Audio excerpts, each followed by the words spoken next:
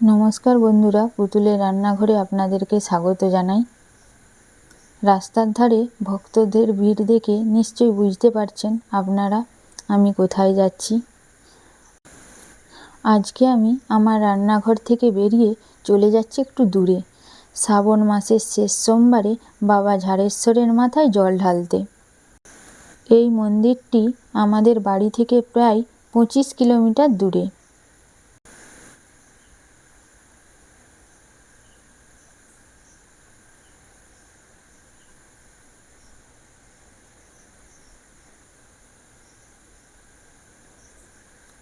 পরিবেশটা দেখুন কত সুন্দর। দেখেছেন, এবারেও রাস্তায় বৃষ্টিটা পেয়ে গেলাম। বাবার কি অসীম কৃপা, প্রতিবারই এভাবে রাস্তায় ভিজিয়ে যাই। বাবা মনে হয় জলে ভিজিয়ে আমাকে আরও শুদ্ধ করে দেন, তাই না আপনারা বলুন তো? তাও একটু দাঁড়িয়ে গেলাম ছাতার নিচে। রাস্তার দুই ধারে সবুজ আর সবুজ, প্রকৃতির কি অপরূপ শোভা। গ্রামে না এলে এরকম অপরূপ শোভা কোথাও দেখতে পাবেন না।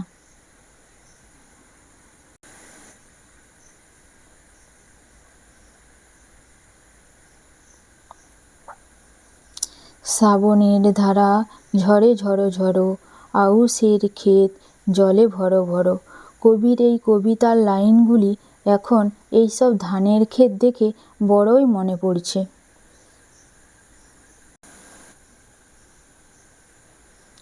গ্রামের পর গ্রাম, মাঠের পর মাঠ পেরিয়ে আমি এখন চলে যাচ্ছি বাবার মন্দিরে।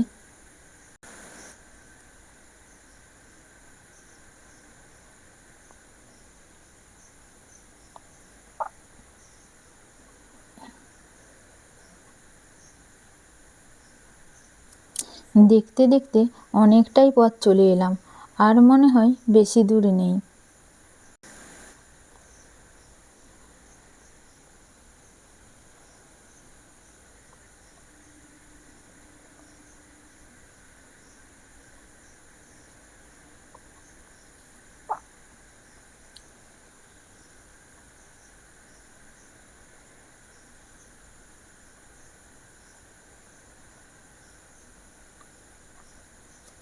ওই যে মন্দিরটা দেখছেন, ওটা খুব জাগ্রত শ্মশান কালী মায়ের মন্দির। আর ওই যে সাদা রঙের বাড়িটা দেখছেন, ওটা কোল্ড স্টোর। ওইখানেই আমাদের নিত্য প্রয়োজনীয় সবজি, আলু সারা বছর সযত্নে রাখা হয়।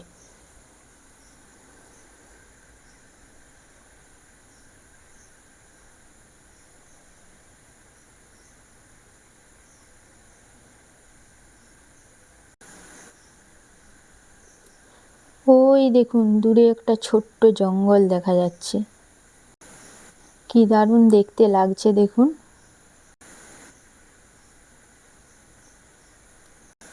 দেখেছেন, বকবক করতে করতে কখন যে পৌঁছে গেলাম। ওই যে সুন্দর গেটটা দেখছেন, ওটাই মন্দিরের প্রবেশের মূল ফটক।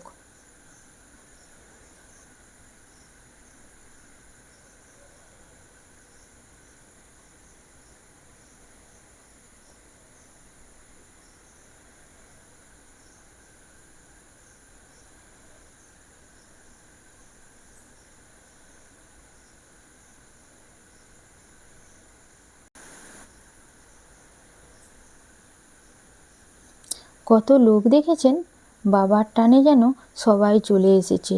রাস্তার দুই ধারে শুধু মানুষের ভিড়। আমরা এখন মন্দিরে প্রবেশ করছি।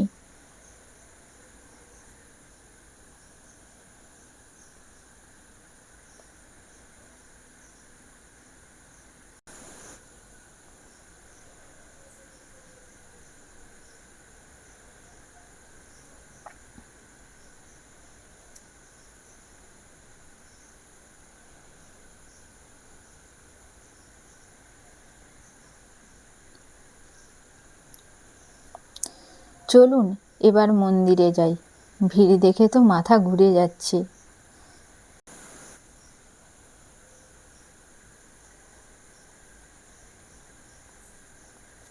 দেখেছেন সবাই কেমন লাইন দিয়ে দুধ পুকুর থেকে জল নিয়ে বাবার মাথায় ঢালতে যাচ্ছে।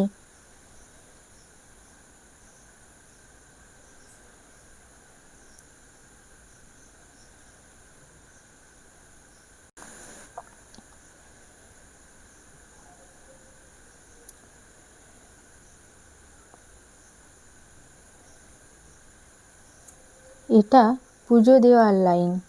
এর কোথায় শুরু কোথায় শেষ আপনি বুঝতেই পারবেন না। লাইনটা যেন জিলিপির প্যাঁচ। দেখুন মন্দিরটা কি দারুণ দেখতে লাগছে। আর ওই বটগাছটা দেখেছেন? ওটা বহু বছরের পুরানো। এখানে আসা সমস্ত পুণ্যার্থীদেরকে ওর শীতল ছায়া দান করে চলেছে।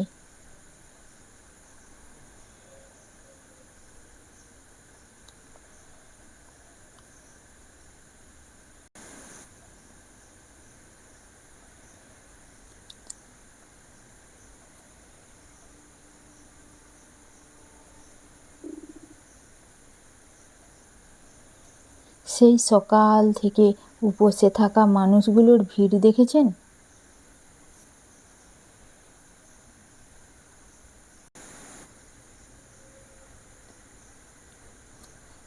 চলুন আমিও লাইনে দাঁড়িয়ে যাই।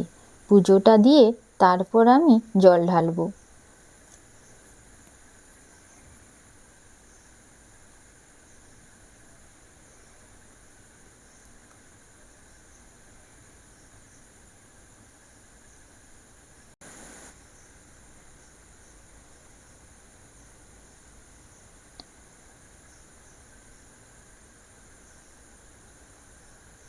ওই যে দেখছেন, ওটাই হলো পবিত্র দুধ পুকুর।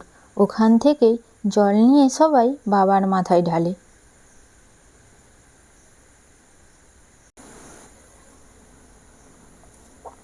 এনারা সবাই বাবার কাছে মানত করেছেন, তাই বাবার চরণে প্রণাম সেবা খাটছেন।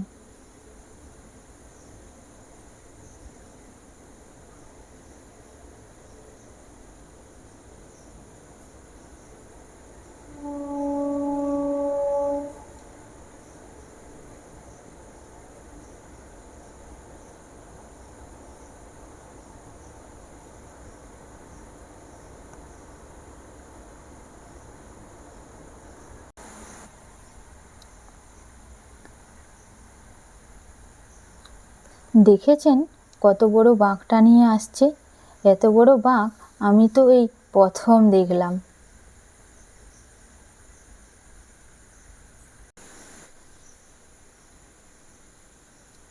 চলুন এবার আমি বাবার মাথায় জলটা ঢেলে দিই।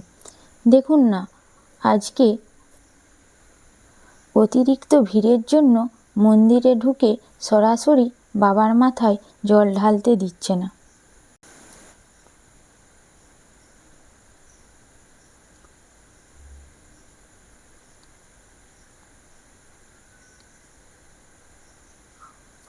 তাই বাইরে এই চোঙের মাধ্যমে বাবার মাথায় জল ঢালতে হলো।